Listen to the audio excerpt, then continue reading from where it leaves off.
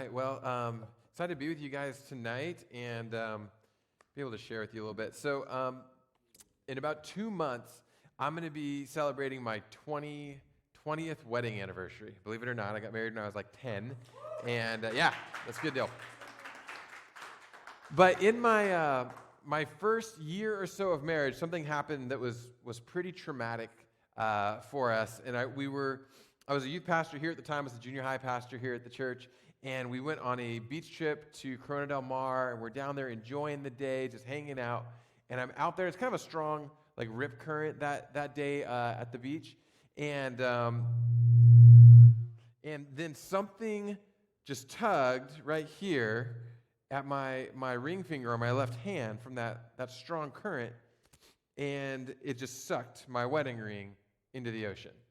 I've been married like a little over a year, I think, and my wedding ring was, I'm frantically searching, of course, like looking in the water going, is it here, where is it?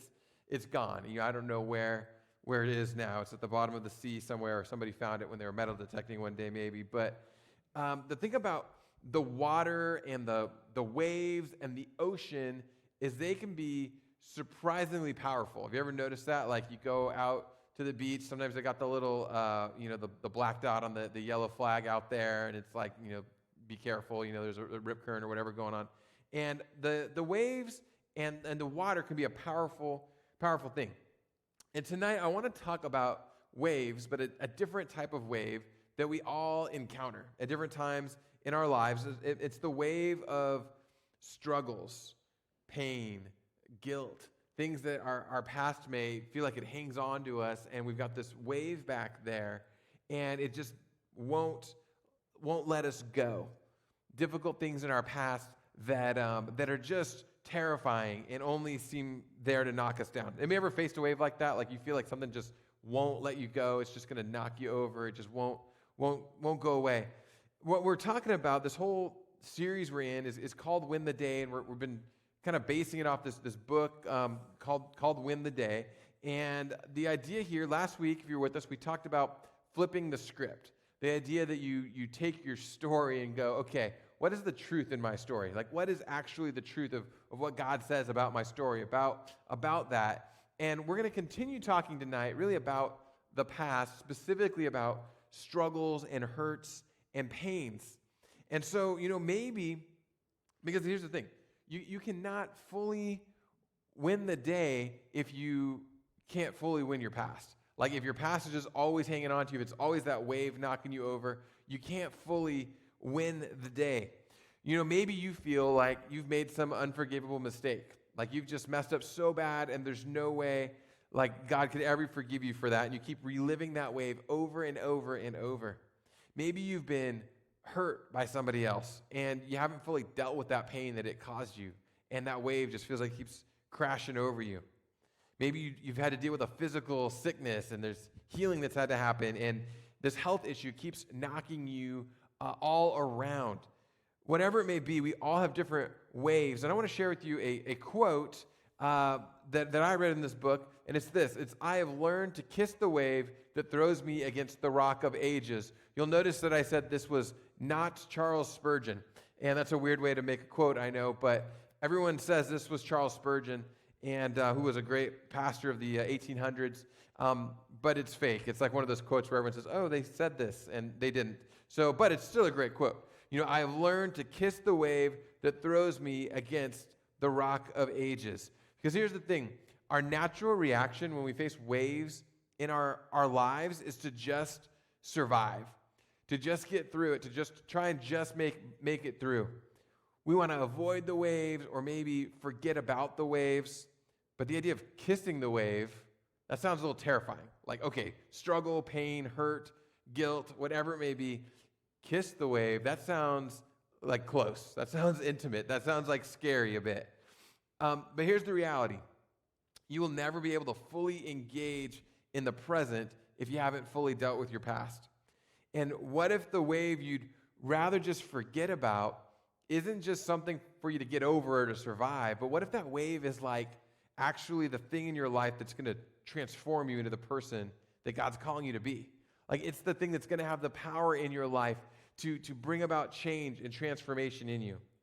So waves are scary, and I want us to look at a story that Raymer read for us earlier from Genesis 50, and we're going to start here. We're going to look at a few other places in Scripture, and we're going to look at the story of Joseph and his brothers. It's found in Genesis chapter 50, verses 15 through 21. So if you've got a Bible or an app on your phone, I'd encourage you to turn there, and we're going to be looking at this story. But let me give you a little bit of background here. Joseph's brothers were crazy jealous of him. My mic is like just jumping all over my face. That's fun. The wave is knocking it all over. Joseph's brothers were jealous of him. There's this large family. He was the father's favorite, and the father proved it by giving him this coat of many colors. And so they did what any brothers would do. They actually sell him into slavery and told their father he'd been killed. I mean, if your siblings did this to you, you'd be pretty upset. So he's sold by these traders, these Ishmaelite traders, to Potiphar, one of the king's officials in Egypt. And Joseph worked for Potiphar for some time. But he was thrown into jail after his boss's wife basically tries to seduce him and unsuccessfully does so, and then she lies about it. When in jail, Joseph then begins to interpret people's dreams, and he ends up interpreting Pharaoh's dreams, the king of Egypt, and becomes in this huge, high position of leadership. He's in charge of a huge regional feeding program, reconnects with his brothers who had sold him into slavery and his father, and when they come to Egypt for food during the famine. And now their father Jacob has died. It's the very end of the book of Genesis, and here's what goes on with his brothers in verse 15. When Joseph's brothers saw that their father was dead, they said to one another, "If Joseph is holding a grudge against us, he will certainly repay us for all the suffering we caused him." So they sent this message to Joseph. "Before he died, your father gave a command. Say this to Joseph, 'Please forgive your brother's transgression and their sin, the suffering they caused you. Therefore, please forgive the transgression of the servants of the God of your father.' Joseph wept when their message came to him. His brothers also came to him, bowed down before him, and said, 'We are your slaves.'" So his brothers, they were filled with guilt, and they're crazy nervous that Joseph is now going to take out some sort of revenge on them now that their father has died. And here's what's going on here. They send a message asking for forgiveness in the name of their father. And Joseph's response is just weep. And here's what he says in verse 19 back to them. "But Joseph said to them, 'Don't be afraid. Am I in the place of God? You planned evil against me. God planned it for good to bring about the present result, the survival of many people. Therefore, don't be afraid. I will take care of you and your children.' And he comforted them and spoke kindly to them." So ironically, like when Joseph's brothers had first come here, back in Genesis 45, he had told them, like, don't be mad at yourselves for what you did. Like, don't get angry at yourselves about this. You know, God has sent me for this greater purpose of saving lives. And so there's really like two waves in this story that I want you to see. The first wave is the one that Joseph experienced. Joseph experienced suffering because of his brothers. And here's the deal. Joseph had already kissed this wave. He'd seen the bigger picture. He'd recognized God is at work in all the suffering. My brothers sold me into slavery. They sent me to this land. I went into jail. All these terrible things happened. And yet, he could see God's bigger picture in it, and he could move forward. So that's the first wave. The second wave is the guilt that the brothers felt for how they'd treated Joseph. You see, they had not kissed the wave yet. They were still afraid of what might happen to them, or that Joseph was going to somehow hold this grudge and go after them.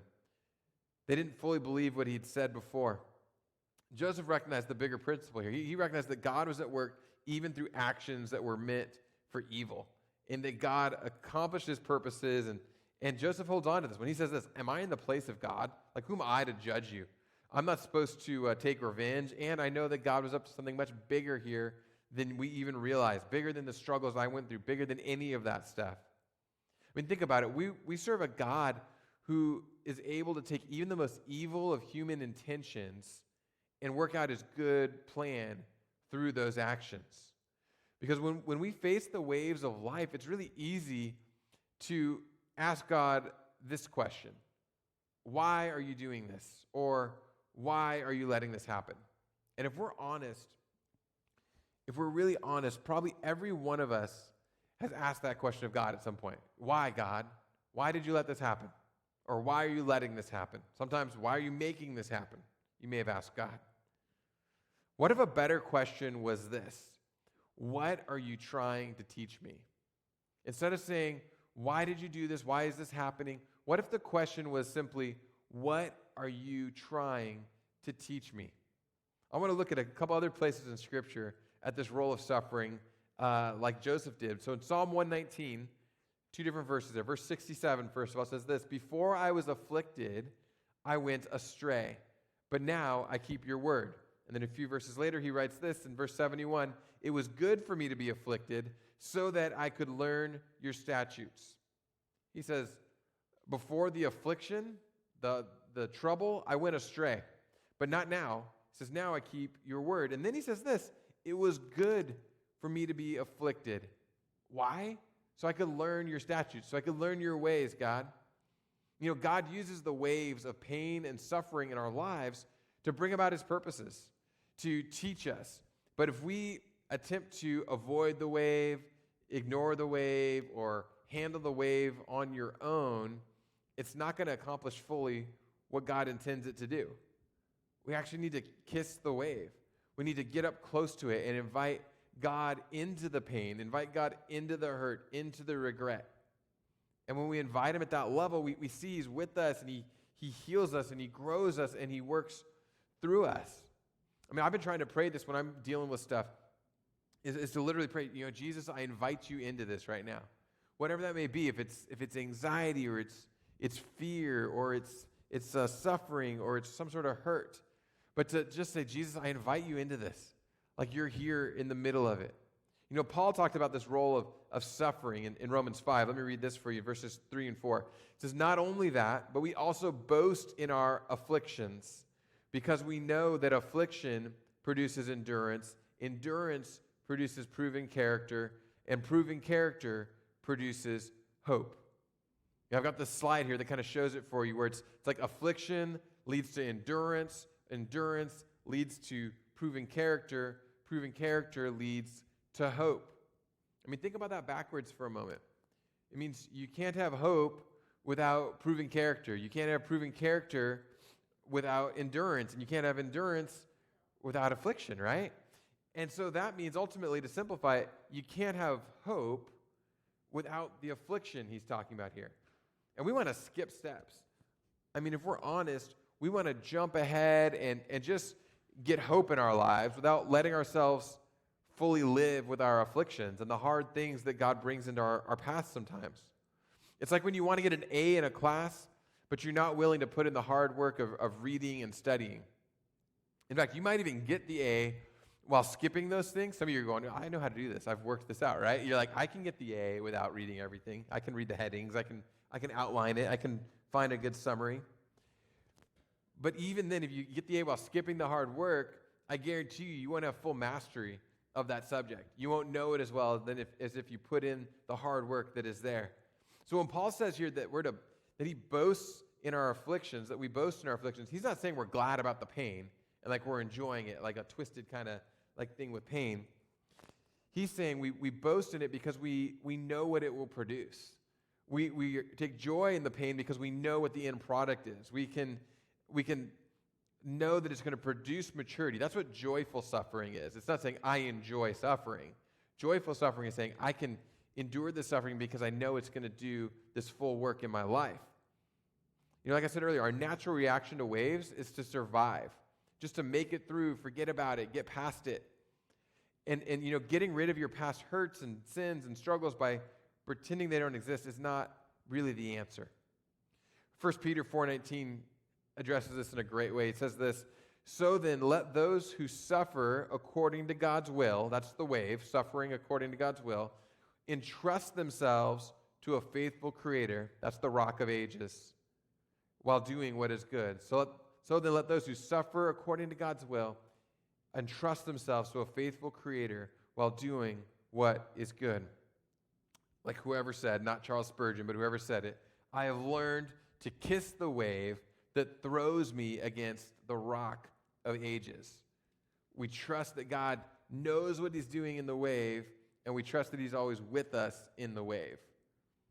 And I know in this room, some of you have dealt with some major waves in your past. Some of you are dealing with major waves like right now, like you came in tonight and you're dealing with a wave. And if we want to win the day, we have to learn to kiss the wave, to say, okay, I'm going to invite you into this. It means putting our past in the past, but not simply by forgetting it, but by dealing with it head on, allowing Jesus to enter into the wave and do his work. I want to give you, just as we kind of wrap this up, 3 examples of some types of waves you might be dealing with. There's the first wave, which is somebody else bringing pain into your life.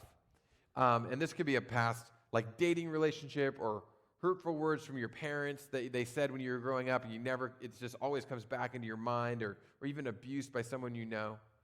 A second type of wave is you bringing pain into your life. Those waves are rough because it's like, dang it, I did this. Like there's no one else to blame but me for this wave. And so for some of you, you're like Joseph's brothers. You've got some area of failure or sin in your past that you just can't seem to let go of. Like you bring it back up to yourself.